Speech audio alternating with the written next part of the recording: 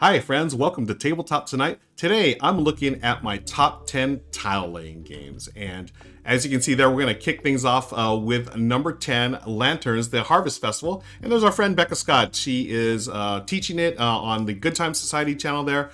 I love Lanterns. This is one of the first tile laying games that I got when I was in the hobby. And as you can see, I mean, it's just a beautiful game set on a lake where you are putting out lanterns. And those lanterns are going to, shine bright. And what you're doing is collecting sets of lanterns in order to get those precious victory points. Now, what's really cool about this game, I mean, if you see it there, the beautiful art by Beth Sobel and the design by Christopher Chung. What I really like about this game is when you lay out tiles, you're getting something like whatever color is facing you and anything that you match, but also your opponents, depending on where you're seated at the table. It's a really clever mechanism, and I really like that because that's one thing I really love about modern games. Like, they really found a way to cut down downtime on your turns. So, I just think about like old school games where, you take your turn and then you gotta wait 20 minutes for someone else. No, this one, as you can see there, as Becca places a tile. Once you place it there, if you match up stuff, you get tiles. But also, whatever's pointing at you, if it's a white one or a blue one or whatever, you're going to get that tile as well. So you can continue to work on your,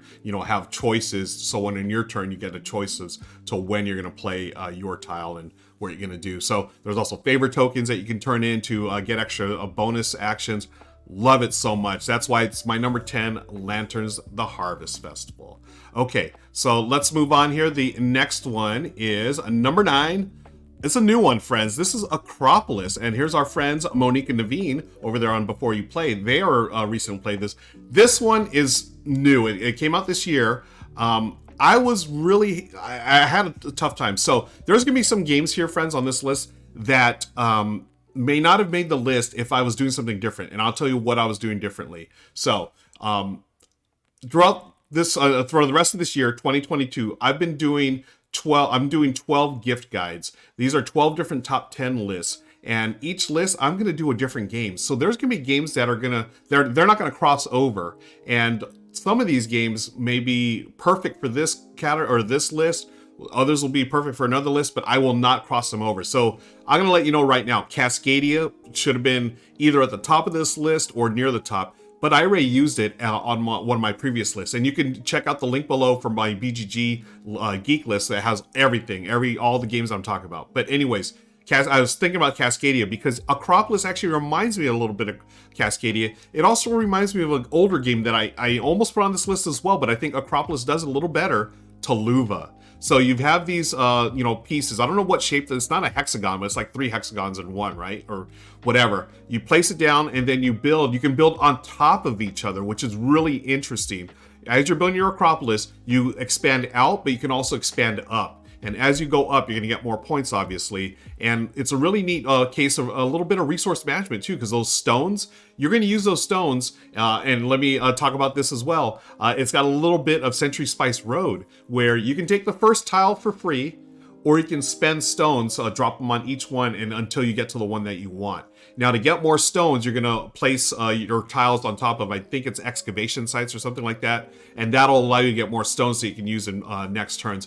Akropolis is so good, friends. I have a feeling this one is going to keep going. This one is probably going to go up a little higher on my list because I really enjoy Tuluva.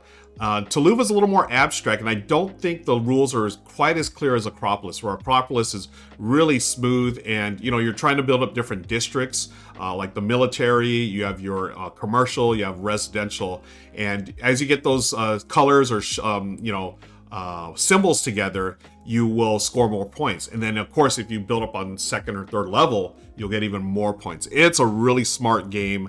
I'm really happy about this. I feel like we're in a tile laying renaissance right now. The mechanism is really expanded, and I think it's really neat what designers are doing, and Akropolis is one of the best of the bunch of recent times. So let's move on to my number 8, and speaking of tile layers, this one, Carcassone, is probably the big one that we need to talk about. This one is a classic. This, along with like Pandemic and Catan, Ticket to Ride, a lot of people consider those like for the big main classic modern board games. Now I'm showing Carcassonne Star Wars. This is our friend Sam Healy over there at the Dice Tower. I love Carcassonne Star Wars. Of course, it's because of Star Wars, right? But I think it really does something clever here. It takes out that farmer scoring, which is always tough to explain to new players, right? Because farmers are a little funky the way you score them. They take that out and they replace it straight up with combat. You're gonna have combat here, which I never thought it was something I'd see in Carcassonne, but yes, in Star Wars it does have combat. It's a lot of fun. You're battling over planets just like in Star Wars. The roads, they're actually, I think, shipping lanes or shipping routes, or shipping, where you're supposedly shipping goods and stuff. And then the castles themselves, they are replaced by asteroid fields. So you expand those. As you close off the asteroid field, you get points on those. Carcassonne is, it was a game changer, literally, right back in the day. Something so simple and refined about draw a tile, place it anywhere, and try to connect similar things so you can score. And you'll see, you just place your meeple on the score track, and as you score things, you just score it right then and there, and then you're done with it. Lanes or roads need to be closed off. So good, friends. And it's been so influential on so many games, and it's still, to this day, there's plenty of different Carcassones.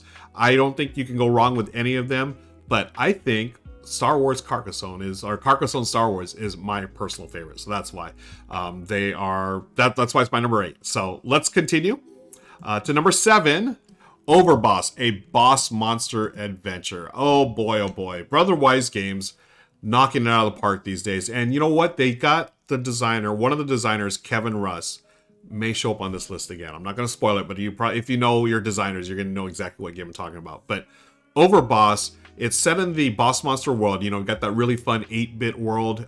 Very, boss monster. It's, very, if you're into Nintendo NES back in the day, it's got that 8-bit world to it. So fun. And this one is great because it does the dual draft. And by that, I mean, it's sort of like, I feel like Cascadia is the best example of this. A lot of games do this, but I think Cascadia is the best of the bunch, and Overboss is right there. You do this dual draft where you have a tile and then a smaller tile or token, and then you have to place both of those. And of course, there's restrictions and so forth.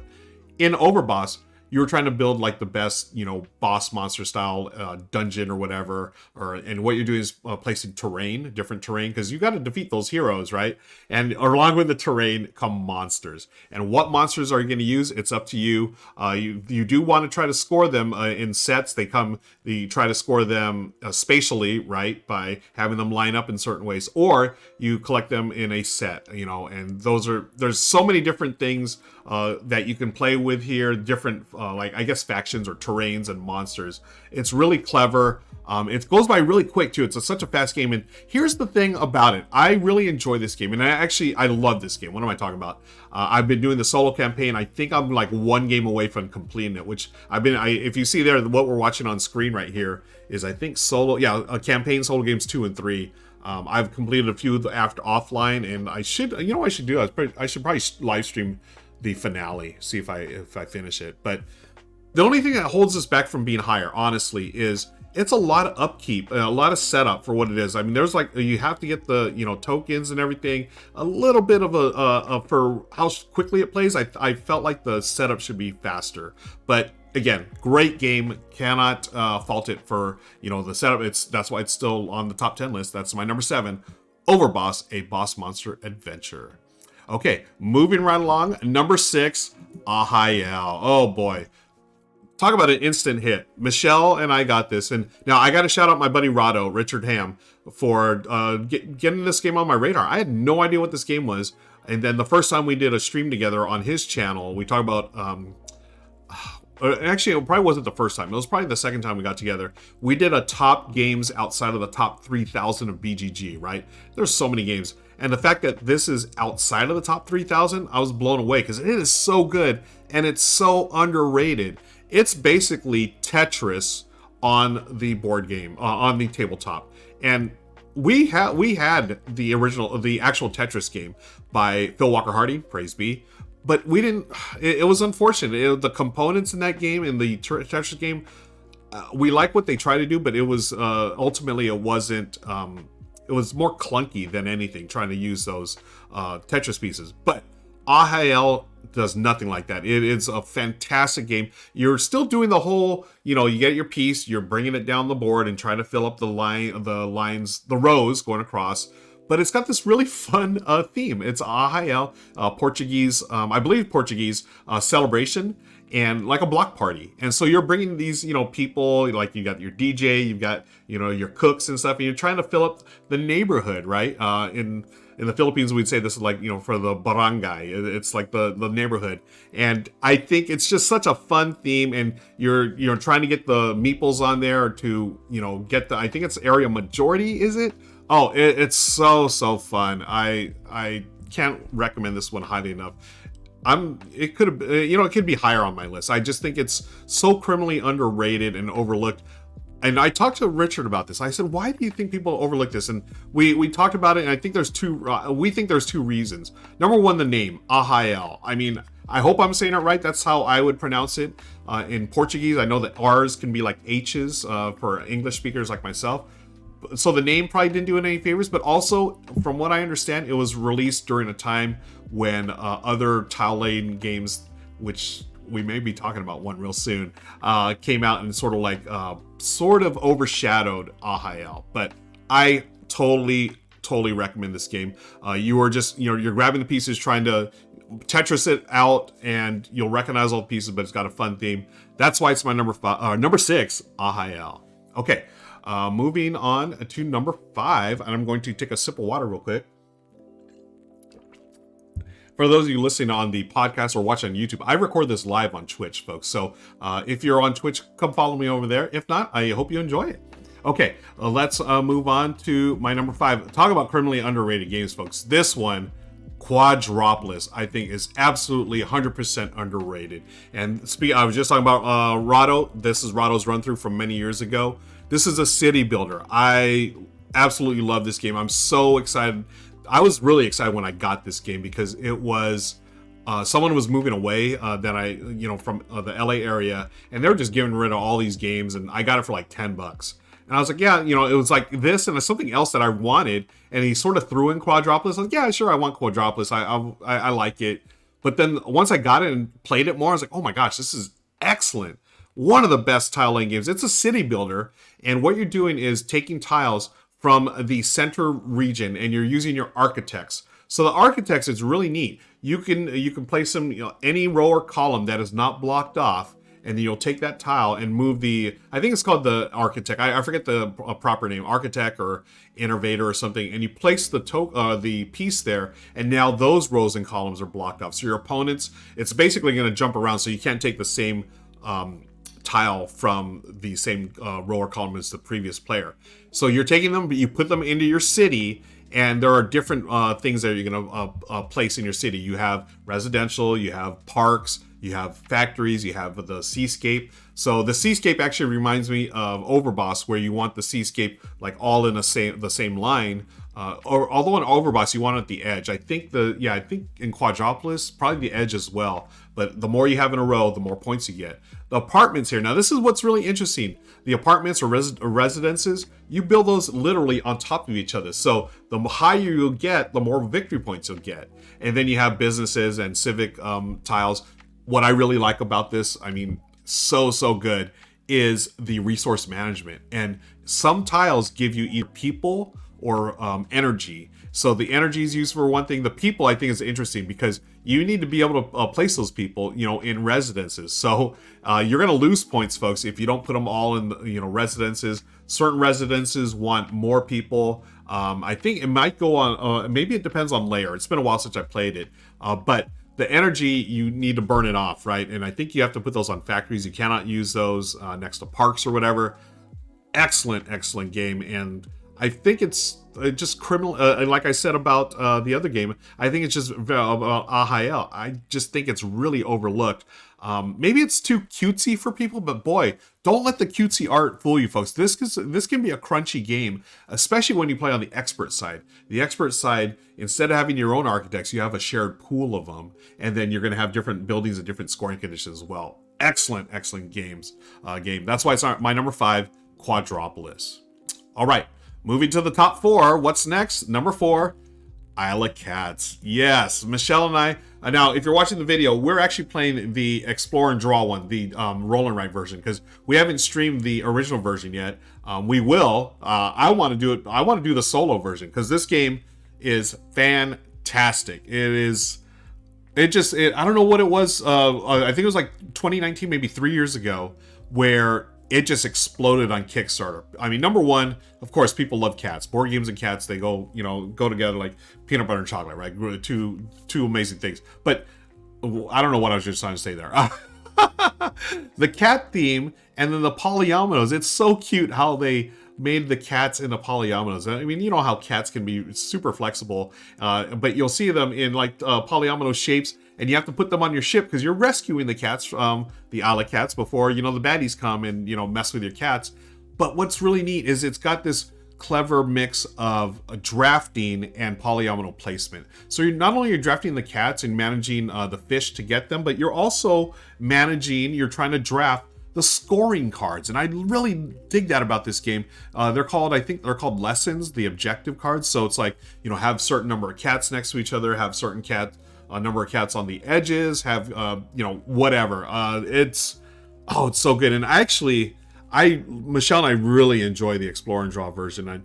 I did play this with Rahdo as well. We love them all. I think that the original version it's one of the, just that tile lane. Something about it's so satisfying to get like the right cat, so you need like groups of colored cats to score more points, right? And it's so satisfying to get that perfect one.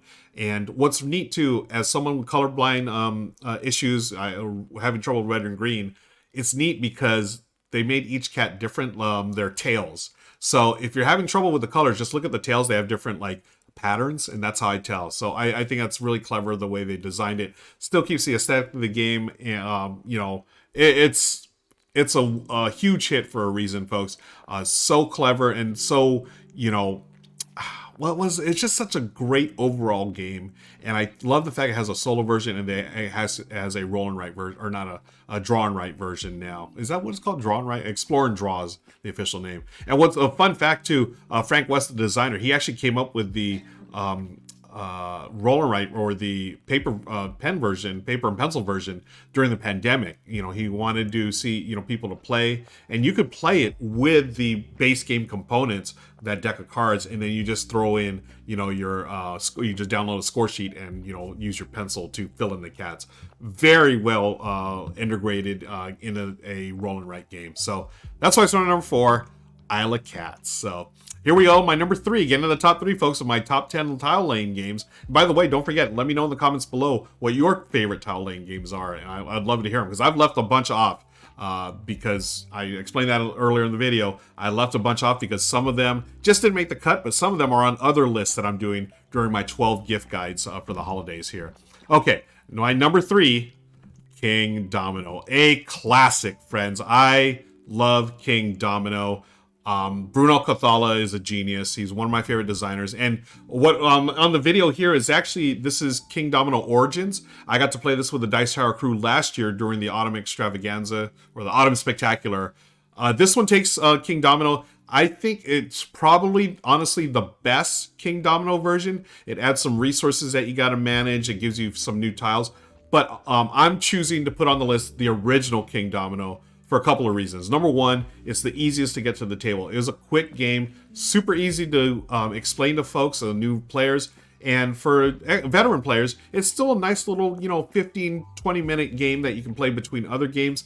But it's still, I love, well, number one, I love tile laying games, now, obviously, because I'm doing this list. But, you're taking domino pieces, you're just trying to get the similar areas or terrain next to each other, and then you want those tiles, dominoes that have the crowns, so you can score those, and they score in multiples as well. So if you had, like, say 3 yellows or grass, and then you had 2 crowns on those grasses, 3 times 2 equals 6. So there's some really nice ways to build up your kingdom with certain terrains and get more points.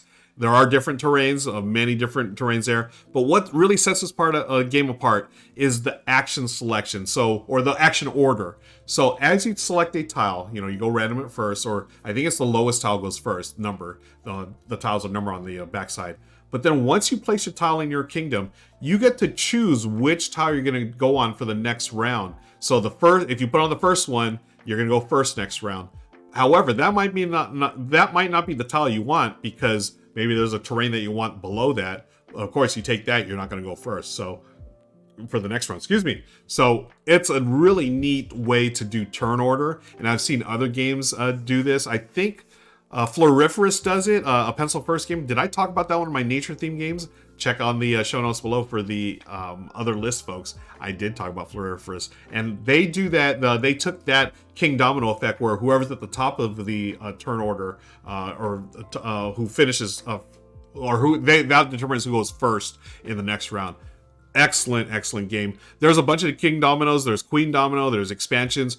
I still feel like Kingdomino, the OG, the original, is the way to go for your collection. But if you've played a lot of Kingdomino, I think Origins is the one that has a little more meat on its bones. But I'm still going with the OG Kingdomino, number 3 tile laying game ever. Okay, let's move on to my number 2. We've got 2 left here on my top 10 tile laying games, folks. Number 2 is Calico. We had talked about the designer Kevin Russ earlier, who did Overboss, the Boss Monster game a few spots ago. This is his big hit right here, Calico. This could have easily been my number 1. It's so good. It was so deceptive. Michelle and I, we love the theme. You're building a quilt, getting, attracting cats to them. But then once you start playing, it's like, oh my gosh, this is brain burny. It is so deceptive. Like, you're trying to match different colors of quilts. And again, the brilliant Beth Sobel art. There are ways for colorblind players like myself to differentiate just by the different patterns they use for the colors. You're trying to get different colors together around these goals in the center of your board. You're trying to match those up, but you're also trying to attract cats by using different patterns. And when you get the cats come on board, they score more points. You can get buttons. Oh my gosh, it's so good. Oh wow, okay. I'm looking at the video right now. We just had the camera cut out. That was back in my days when I first started streaming. That is Team Dead camera. Look at that. Let me go forward in the video a little bit. So excellent game. And there are different goals that you can use. So it's got a lot of replayability, which I'm always a fan of. And solo mode. It's great. It's very simple. And it's Cascadia took the same style of solo mode where you take a tile and then you just conveyor belt style move, discard 1 or 2, and then you're going to bring some in a conveyor belt, and it keeps going around so you can, try to get all the tiles that you need before they go off the conveyor belt. Excellent game. It's a high recommend. It's one of those games for me that it's really grown on me the more I play it. Just, I liked it from the get-go, but then I really I loved it after a few plays. Michelle and I really enjoy this. And, we talked about Cascadia earlier in the video. Cascadia is my favorite of the bunch from the Flat Out Games group, but honestly, all of them are outstanding. You cannot go wrong with any of them. But that's why Calico is my number 2, which leaves us with 1 left. What do you think it's going to be, folks? I'll let you know right now. It is Barenpark by Phil Walker Harding. Praise be. Oh, a cute theme. You were in a amusement park, a bear park, right? A Barenpark. You're building a park full of bears, or as Lauren would say, bail. You are just grabbing tiles. You're doing one thing per turn, it's like any other classic Phil Walker Harding game. The actions are simple. I love streamlined games like that. Very simple. You grab a tile, you place it on, or you place a tile on your board, and then whatever you cover up, you're going to get more tiles. Okay, and you're eventually going to try to fill up your board, because when you do, you're going to score points. You're going to build a bear statue, and those statues are victory points. Now, in the video, you're watching Michelle and I. We're playing with the Bad News Bears expansion, which I think is the funniest name for expansion. The Bad News Bears, I immediately thought baseball, right? So I know the company Lookout Games, I believe they're based in Europe, Germany maybe. So I don't know if they made that association with the Bad News Bears, but I did. Michelle and I got a kick out of it. This is an excellent game. It's one of those games, I think I tend to like games like this, and that's why Phil Walker Harding is such a favorite of ours. The rule set is really simple to explain and grasp, but the depth and the strategy of it really comes through in the gameplay. As you're going along, it's like, oh, I'm doing this to get this piece, but I could have done this to get this other piece instead. But now I can't get the big tile. I can't finish that off until next turn. So maybe I should get this piece. Oh, it's decisions like that throughout that I love. I wouldn't call it like a tension. I mean, there's a little bit like, you know, it's a race to get that next terrain out to expand your park. But it's you know, the tension and the depth of it comes through in the gameplay and not having to read 30 pages of rules. I've always appreciated about games like that. And actually, folks, if you're just joining me for the first time ever on my channel, welcome. And go check out my top 10 Knizia games, because Reiner Knizia, Phil Walker Harding is, I don't know, sometimes I think he's almost like the next generation of Knizia, where it's very light rule sets, but outstanding gameplay. And that's why Barenpark is my number one, with or without the expansion. I think you can't go wrong with just the base game, but I would say get the expansion too. Why not? A good thing gets better, right? Can't go wrong with Barenpark. It's my number one for a reason. I love it so much, and so does Michelle. So that's it, folks. Thanks again for hanging out with me for my top 10 tile laying games. Please let me know in the comments below what your favorites are, and don't forget to hit the like and subscribe button, and join our Discord. The link's also down there below. Join our Discord. We can talk more about these and all kinds of games. Until next time, I'll see you later. Bye.